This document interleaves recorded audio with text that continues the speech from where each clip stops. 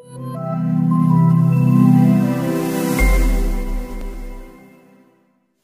Tuhan. Haleluya. Shalom.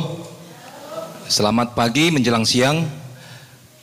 Bapak Ibu Saudara yang terkasih, puji Tuhan kita masih ada di bait Tuhan ya, diberikan kesempatan waktu untuk kita tetap masuk di dalam hadirat Tuhan. Tujuan kita untuk memuji Tuhan, memuliakan Tuhan, meninggikan Tuhan, terdengar firman Tuhan. Haleluya. Mari Bapak Ibu Saudaraku yang terkasih, kita siapkan hati pikiran kita, telinga kita, pendengaran kita ya, untuk mendengarkan firman Tuhan. Mari saudaraku yang terkasih, di dalam Ayub pasal 1 ayat yang ke-10.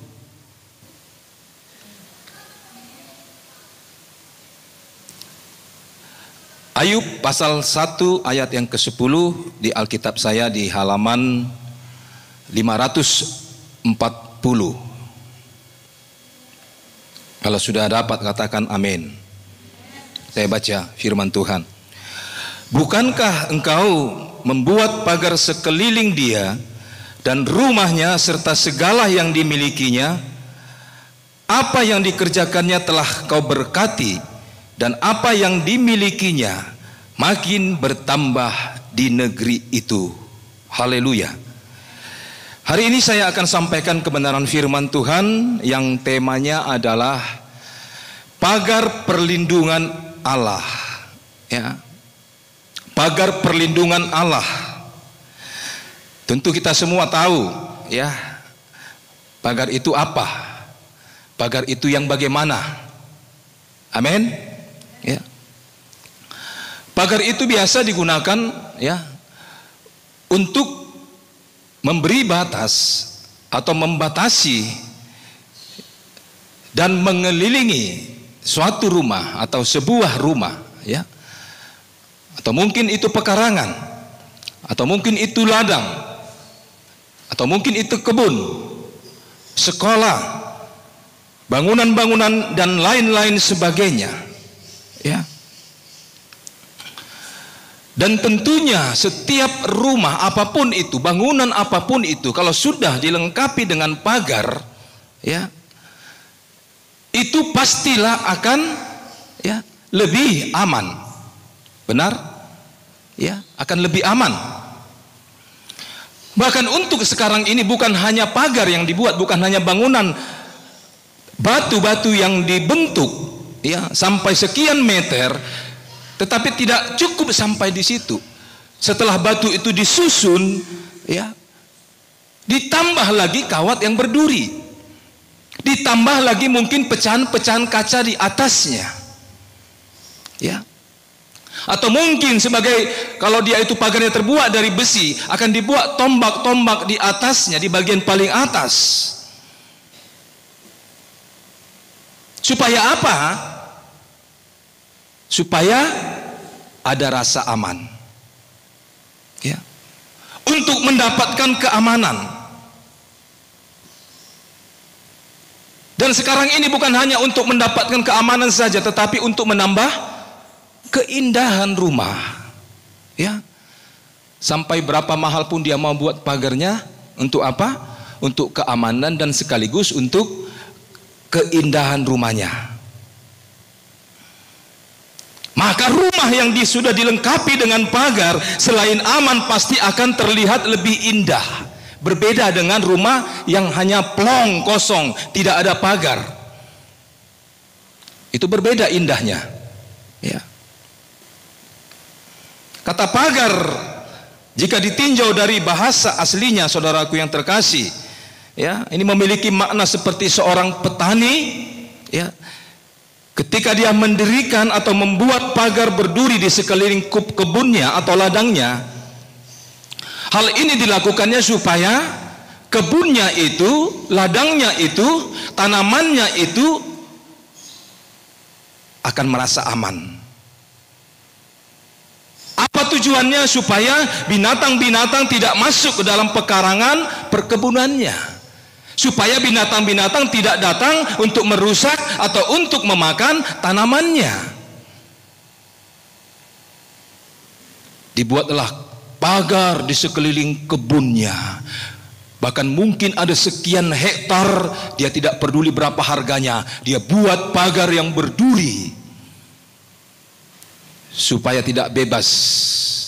Ya, baik itu binatang, baik itu mungkin ya manusia yang ingin mencuri, ya. Dibuatlah pagar di sekeliling kebun tersebut, ya. Jadi manusia tidak hanya sekedar membuat pagar tembok. Sekali lagi saya katakan, ditambah lagi supaya lebih aman lagi, ditambah lagi keamanan yang lain. Dipasang pagar, dipasang kawat, dipasang besi, dipasang kaca. Tidak lain tujuannya supaya apa yang ada di kawasan ya yang dikelilingi oleh pagar itu akan terasa aman.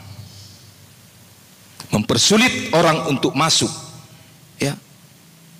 Jadi ayat ini saudaraku yang terkasih, ya, ayat yang kita sudah baca bersama-sama, ayat ini mengungkapkan bahwa Ayub dia memiliki pagar yang sangat kuat, ya. Bukan pagar yang terbuat dari yang besi yang saya sudah sampaikan tadi, yang saya sudah paparkan tadi, bukan terbuat dari tembok, bukan terbuat dari pagar duri, kaca dan lain sebagainya. Tapi pagarnya Allah sendiri. Haleluya. Ya, Allah sendiri yang menjadi pagar Ayub. Ayub ini memiliki pagar yang terkuat di dunia yang ia peroleh dari Allah. Siapapun tidak akan pernah bisa menerobos. Siapapun tidak akan pernah bisa merusak apa yang ada di dalamnya. Amin. Ya. Dan ayat ini saudaraku, ya, ini adalah ucapan iblis kepada Allah. Ya. Ucapan iblis kepada Allah. Dikatakan, saya baca kembali, bukankah engkau yang membuat pagar? Ini iblis yang berkata kepada Allah, ya. Bukankah Allah yang membuat pagar sekeliling dia dan rumahnya serta segala yang dimilikinya? Apa yang dikerjakannya telah kau berkati, dan apa yang dimilikinya makin bertambah di negeri itu. Jadi sangat jelas saudaraku, ya, ini ditujukan iblis kepada Allah. Ini perkataan iblis kepada Allah. Jadi Allah sendirilah yang membuat pagar di sekeliling Ayub. Allah sendirilah yang memagari pribadi Ayub, diri Ayub, keluarga Ayub, rumah Ayub. Seluruh harta kekayaan Ayub dipagari oleh Allah sendiri.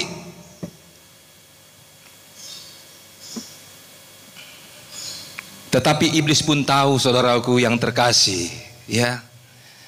Iblis tahu bahwa ada pagar Allah yang mengelilingi kehidupan orang-orang yang percaya. Ya. Dia sadar akan hal itu. Ya, iblis tahu saudaraku, ya, ada pagar perlindungan Allah yang begitu kuat, yang begitu kokoh mengelilingi setiap orang-orang yang percaya. Haleluya. Kalau mungkin itu pagar besi yang terbuat dari besi, itu bisa dirusak, itu bisa dibongkar. Pagar yang terbuat dari tembok seberapa tinggi pun dia, itu bisa dirubuhkan.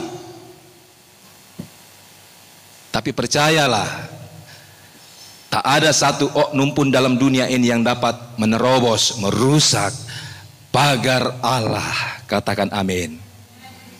Pagar yang begitu kuat, pagar yang begitu kokoh, pagar yang begitu tangguh.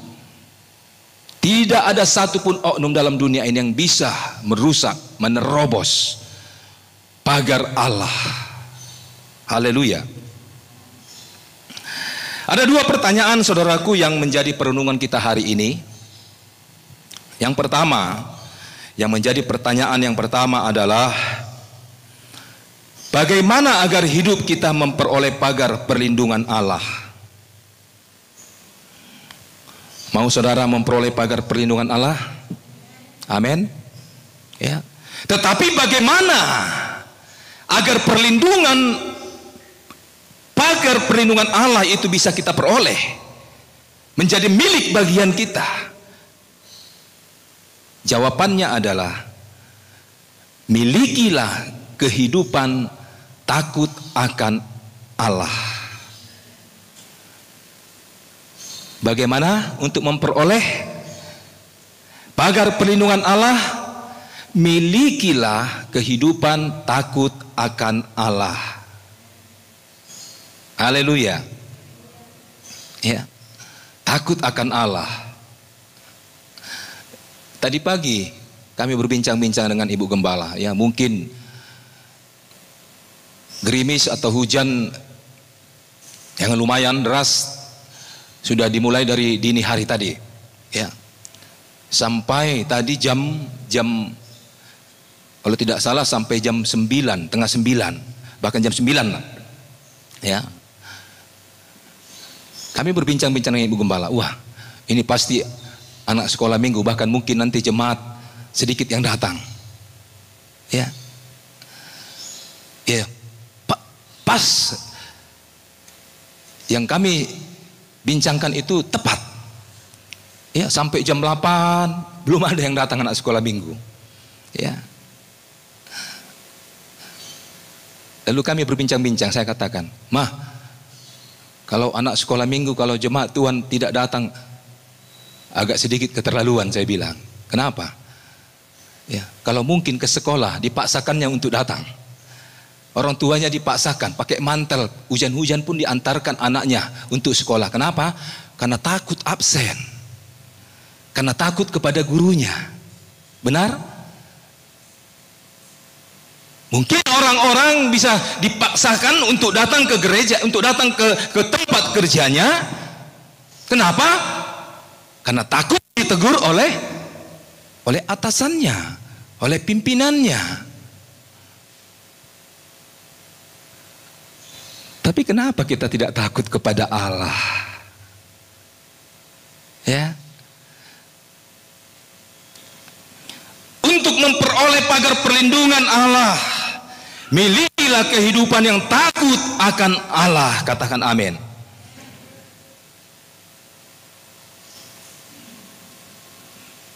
Mungkin karena Tuhan itu baik, ya, saya bilang sama Ibu Gembala, memang baik kali Tuhan itu, ya, sampai dibodoh-bodohi oleh manusia. Benar? Ya. Jadi jelas dicatat di dalam ayat ini, saudaraku, ada seorang laki-laki yang bernama Ayub. Ia saleh, dia baik, dia jujur, dia takut akan Allah, dan dia menjauhi kejahatan. Tetapi karakter yang paling menonjol dari Ayub ini adalah, saya garis bawahi, kehidupan yang takut akan Allah. Kalau dia hidup takut akan Allah, maka dia pasti akan hidup dengan saleh, dengan jujur. Kenapa orang tidak bisa hidup saleh? Kenapa orang tidak bisa hidup jujur? Karena dia hidup tidak takut akan Allah. Dia hidup serampangan. Dia tidak peduli akan Tuhan. Dia tidak peduli akan ibadah.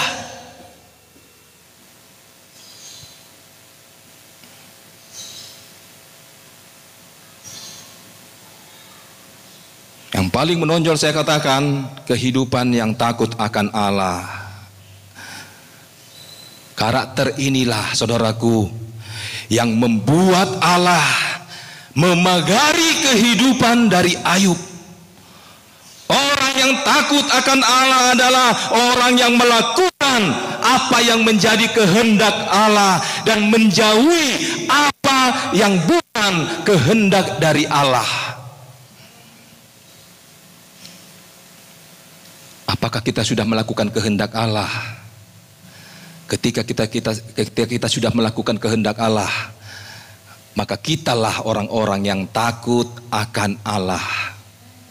Kalau kita melakukan apa yang dikatakan oleh orang tua kepada kita, kita lakukan semuanya, berarti kita takut kepada orang tua kita itu.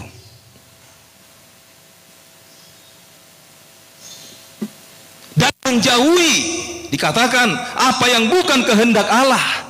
Jangan buat itu, jangan lakukan itu. Kita akan jauhi. Kita tidak akan pernah lakukan hal itu. Ayub, dia seorang yang baik. Ayub, dia seorang yang saleh. Ayub, seorang yang jujur. Itu semua adalah kehendak Allah, dan Ayub lakukan. Amin. Ya, dia lakukan semua apa yang menjadi kehendak Allah. Ayub juga menjauhi kejahatan. Hal yang tidak disukai oleh Allah dia jauhkan. Apapun itu yang tidak disukai oleh Allah dia jauhkan. Sebab itu dia dikatakan saleh.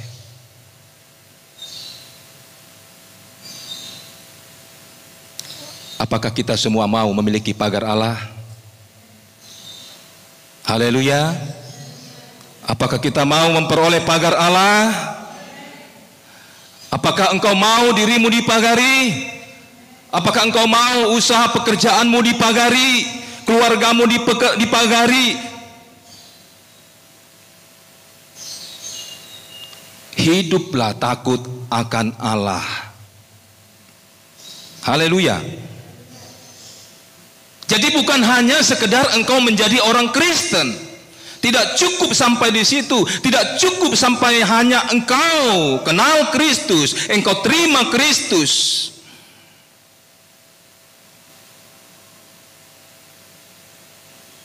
Tapi takutlah akan Allah, yang berarti adalah melakukan kehendak Allah. Haleluya. Menjauhi apa yang tidak dikehendaki oleh Allah.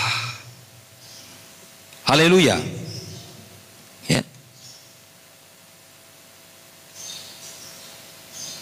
Tidak akan ada, saudaraku yang terkasih, ya, yang kita bisa temukan pagar perlindungan yang paling kuat.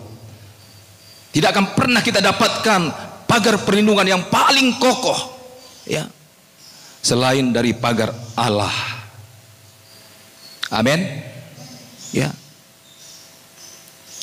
Mungkin kita berupaya terus, ya, memagari diri kita, memagari keluarga kita, memagari rumah kita, memagari harta kita dengan pagar yang tinggi, yang terbuat dari tembok batu, yang terbuat dari besi, ya.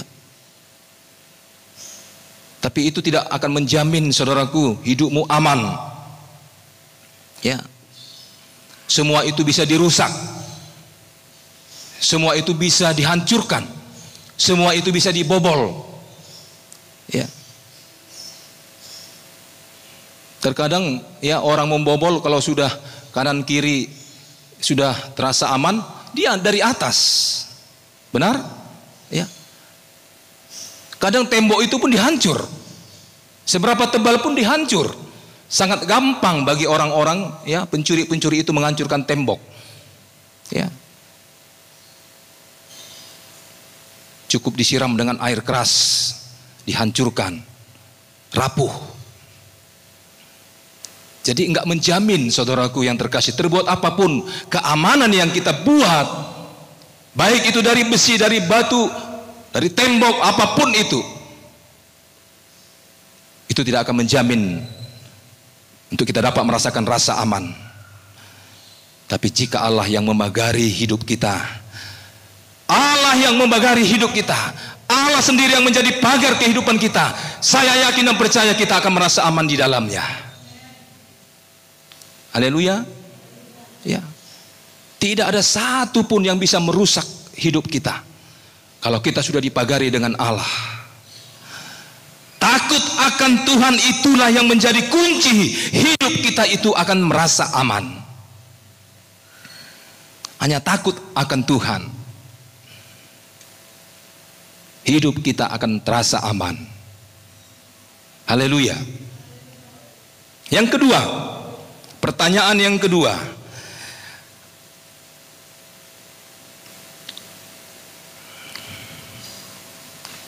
apakah orang yang memperoleh pagar Allah bebas dari semua masalah-masalah kehidupan? Ya, sekali lagi, apakah orang yang memperoleh pagar Allah bebas atau sudah bebas dari semua masalah-masalah di dalam kehidupannya? Ini yang sering menjadi dilema. Ini yang sering menjadi pertanyaan yang besar, tanda tanya yang besar bagi orang-orang yang percaya. Ya.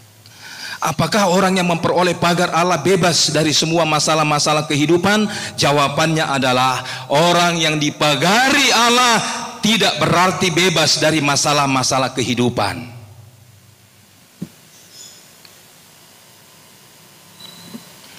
Tetapi pasti akan mendapatkan perlindungan dalam menghadapi masalah-masalah kehidupan itu sendiri.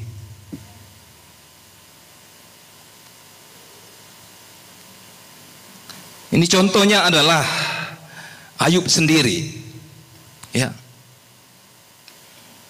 Ayub ini adalah seorang yang dipagari oleh Allah. Ya. Kenapa? Karena ia sekali lagi orang yang takut akan Allah, sehingga dirinya dipagari, keluarganya dipagari, hidupnya dipagari. Ya. Tetapi apakah Ayub itu terbebas dari masalah? Ternyata tidak. Ayub itu tidak terbebas 100% dari apa yang namanya masalah, apa yang namanya persoalan. Terkadang ini yang menjadi pertanyaan besar bagi kita. Aku setia, aku melayani, aku berkorban. Kenapa yang dapat yang begini? Kenapa yang datang yang harus yang ini? Kenapa yang harus aku alami yang begini?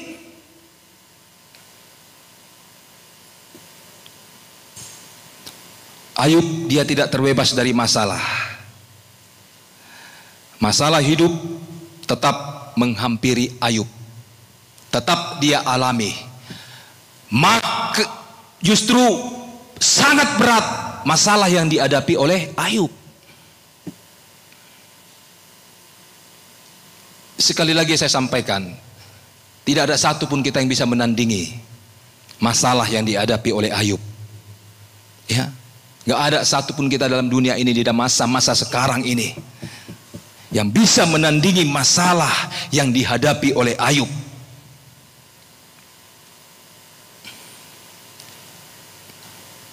Jadi masalah itu tetap menghampiri Ayub. Kenapa dia hadapi, dia dialami hal itu? Karena si iblis. Iblis tidak akan pernah senang kita orang-orang percaya diberkati. Iblis akan mengecoh hidup kita. Di dalam hal ini iblis ingin menjatuhkan Ayub, mencoba menjatuhkan Ayub. Tetapi selama pagar Allah itu mengelilingi Ayub, Ayub tetap aman. Amin. Ya, Ayub tetap aman. Allah berkata kepada iblis, si pembuat kekacauan, si pembuat onar, si pembuat masalah, dikatakan segala yang dipunyainya ada dalam kuasamu, tetapi jangan engkau mengulurkan tanganmu terhadap dirinya.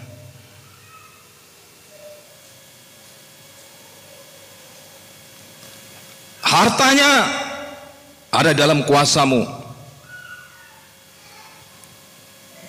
keluarganya, teman-temannya ada di dalam kuasamu. Tetapi jangan sekali-kali engkau mengulurkan tanganmu terhadap dirinya. Jangan engkau sekali-sekali menjamak Ayub.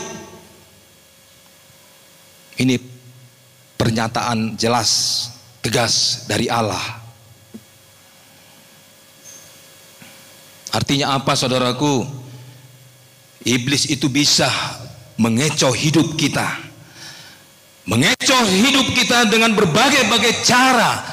Lewat masalah, lewat persoalan, dia bisa ambil, dia bisa rusak segala yang kita punya. Tetapi tangan iblis tidak akan pernah Tuhan izinkan untuk menjamah kita. Haleluya.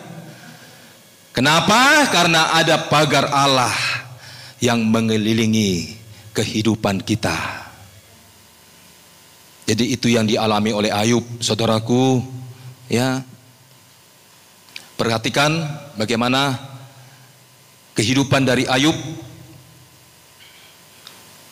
Ayub ini adalah seorang yang mengalami betapa kuat, betapa kokohnya pagar Allah yang mengelilingi Ayub. Di dalam ayat yang ketiga, saya baca dalam Ayub pasal yang pertama.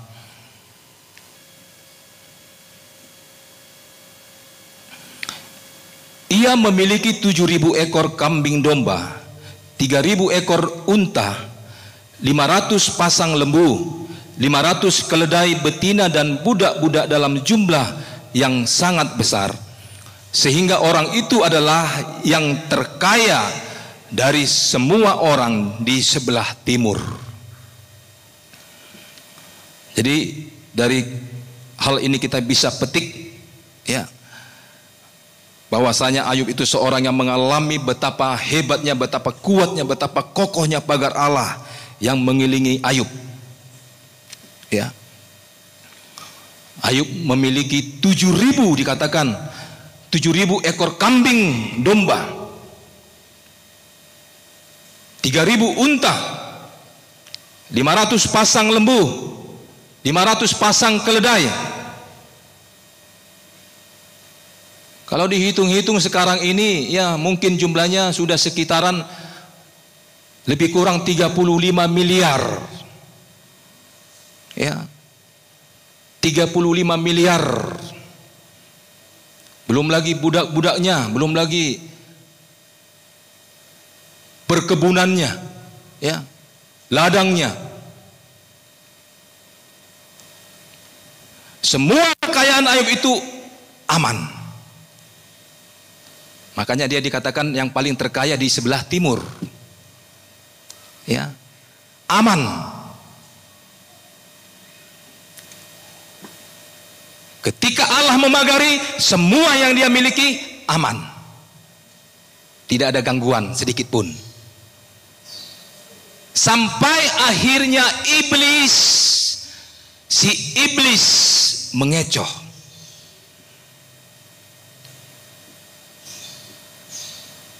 Dan itu tentu untuk menguji iman dari Ayub.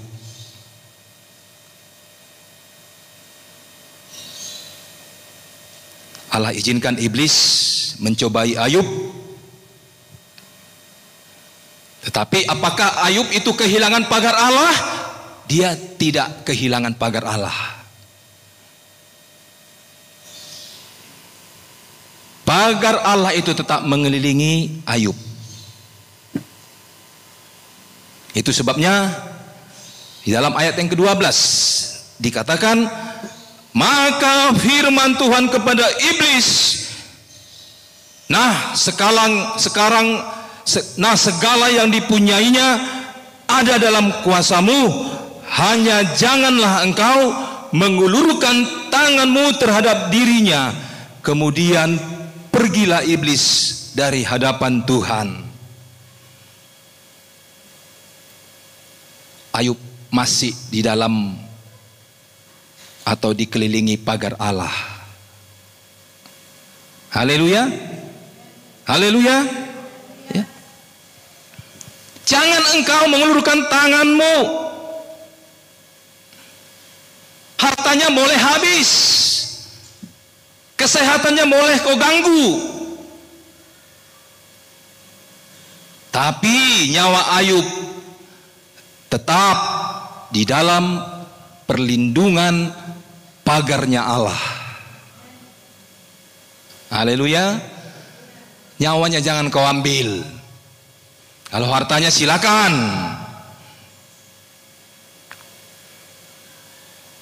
Apa yang dia miliki silakan ambil. Tapi jangan sekali-sekali kau jamah dia. Jangan kau ambil nyawanya.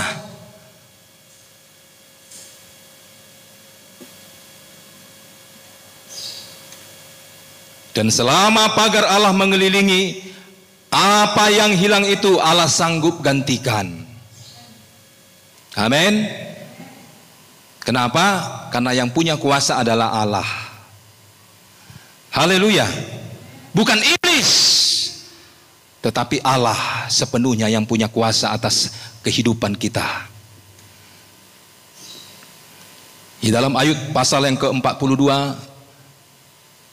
ayat yang ke-10, bagaimana apa yang sudah hilang, yang dia punya, yang sudah dirampas, yang sudah dirusak oleh iblis, dikembalikan Allah 1 kali lipat. Berapa? 2 kali lipat ya. Jadi bukan hanya kembali, apa yang hilang bukan hanya kembali.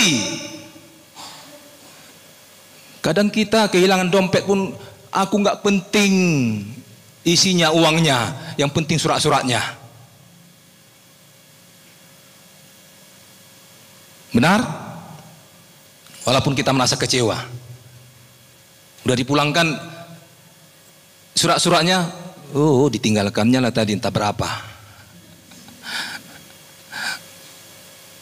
Benar?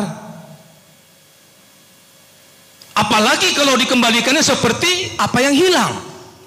Apakah kita tidak senang? Kita bahagia, pasti kita akan bersuka cita. Apa yang sudah hilang itu kembali. Tetapi kita akan lebih lagi bersuka cita ketika apa yang hilang dari hidup kita ternyata dikembalikan 2 kali lipat. Haleluya. Ya. Jadi apa yang hilang dari Ayub ini dikembalikan oleh Allah 2 kali lipat. Dari dahulu yang ia punya, yang hilang, yang rusak, dikembalikan oleh Allah 2 kali lipat. Haleluya. Jadi selama hidup kita dipagari atau dikelilingi pagar Allah, tidak perlu kita takut. Amin. Ya, nggak perlu kita takut, saudaraku. Biar masalah itu datang, silakan, katakan silakan. Persoalan itu datang, silakan. Sakit penyakit, silakan. Itu hanya ujian iman. Kita sedang diuji.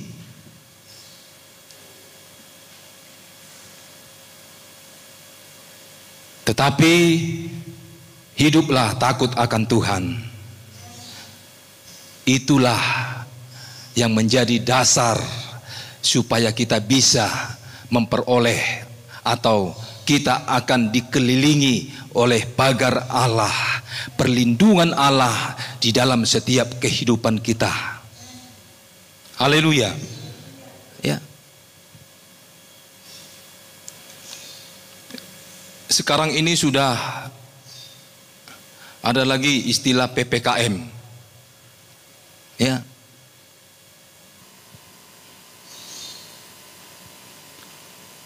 Pemberlakuan pembatasan kegiatan masyarakat. Darurat. Ditambah lagi darurat. Ya. Kita berdoa terus ya tentang masalah Covid ini. Ya. Saudara pasti terus berdoa. Kami juga berdoa.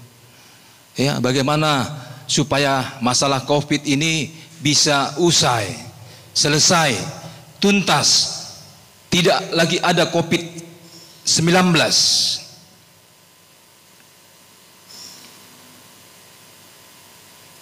Keadaan sekarang ini semakin mencekam. Ya.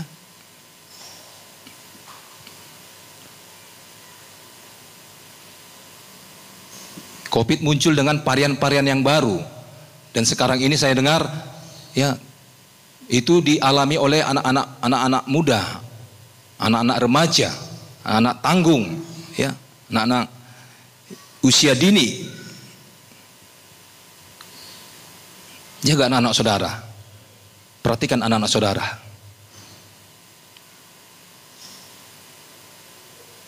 Jakarta sekarang ya semakin mencekam. Semua daerah ada ratusan kecamatan ya. Masyarakatnya itu alami COVID-19. Ditutup total, isoman, isolasi mandiri ya. Kalau kami dengar kabar ya, saudara kami pun di sana ada yang terpapar ya. Bahkan dia orang apoteker, dia juga terpapar ya. Kalau kami buat postingan ya, opung, jangan rame-rame opung, pakai masker opung, jaga kerumunan opung. Ternyata dia pun kena, terpapar. Jadi Jakarta sekarang mencekam, saudaraku ya.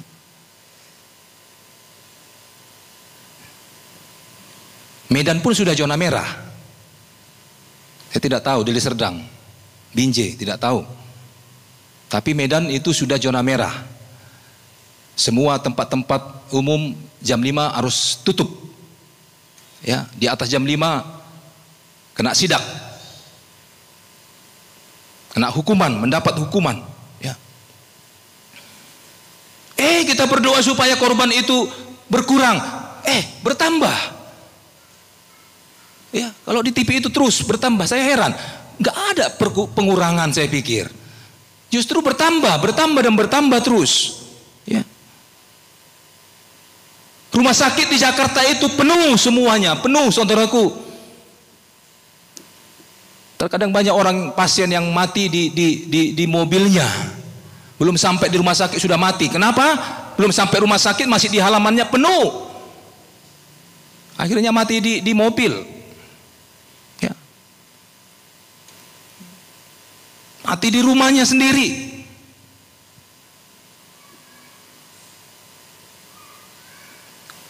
Obat-obat sekarang ini susah dicari, saudaraku yang terkasih. Ya. Di Jakarta obat yang ampuh untuk bisa mengatasi virus, walaupun itu bukan mematikan virus, itu sangat langka di Jakarta. Bukan hanya di Jakarta, di Medan ini pun katanya sudah dikirim ke Jakarta.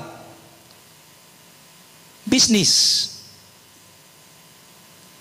yang harganya 200 dikirim ke Jakarta menjadi 200 lebih, 250, 300. Susah dicari. Tabung oksigen pun langka. Ini juga menjadi bisnis orang-orang yang serakah. Ditimbun, dijual mahal. Langkahlah, dijual mahal. Jadi sangat susah untuk mencari tabung gas. Oksigen, bukan gas. Tabung oksigen, ya, langka, susah sekali dicari sekarang ini. Kemana kita berlindung, saudaraku? Di rumah kita sendiri kita tidak merasa aman. Di rumah sakit kita nggak merasa aman. Kemana kita berlindung? Ayo kita buka bersama Mazmur 91 ayat 4. Haleluya.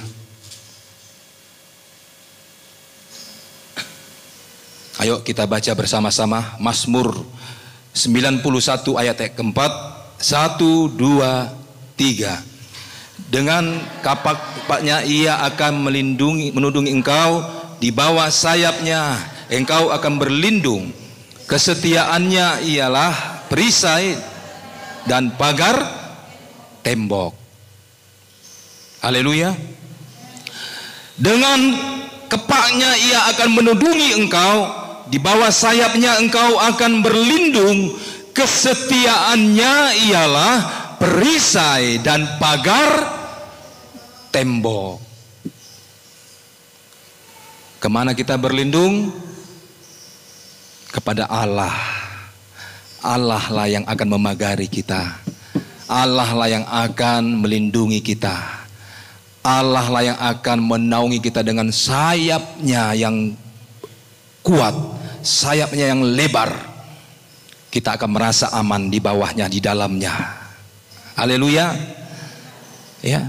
Kesetiaan Allah itu adalah pagar tembok bagi kita. Camkan itu, Dia Allah yang setia. Kita hanya yang kurang setia. Tetapi Allah yang terus akan setia bagi kita. Dan kesetiaannya itulah yang menjadi tembok pagar kita. Haleluya.